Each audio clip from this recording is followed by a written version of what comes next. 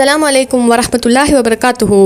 புனிதமிகு Medina மஸ்ஜித் நபவியில் கால் நூற்றாண்டுகளாக தொழுகை அழைப்பு பாங்கொலித்த முஅத்தின் ஷேக் ஃபைசல் பின் அப்துல் மலிக் நூமான் நேற்று மாலை வஃபாத்தானார். மஸ்ஜித் நபவியில் பல தலைமுறையாக பாரம்பரியமாக முஅத்தின் பொறுப்பை வகித்து வந்த குடும்பத்தை சேர்ந்தவர். இவரது பாட்டன் முப்பாட்டன் உட்பட மதீனா மஸ்ஜித் நபவியில் தொழுகை அழைப்பு முஅத்தினாக பணியாற்றியுள்ளனர். இவரது தந்தை தனது 14வது வயதில் மஸ்ஜித் நபவியில் முஅத்தினாக பொறுப்பேற்று 90 வயதில் மரணிப்பது வரை முஅத்தினாக பணியாற்றியவர். தந்தையின் மரணத்திற்கு பிறகு 2001ஆம் ஆண்டு முதல் முஅத்தின் பொறுப்பேற்று ஷேக் ஃபைசல் பின் அப்துல் மலிக் நூமான் அவர்கள் கடந்த 25 ஆண்டுகள் தனது இன்மையான குரலால் ஐவேளை தொழுகைக்கு பாங்கொலித்தவர். ஆண்டு முழுவதும் உலகின் பல பகுதிகளில் இருந்தும் வரக்கூடியவர்களை இவரது பாங்கொலி கவர்ந்திருந்தது.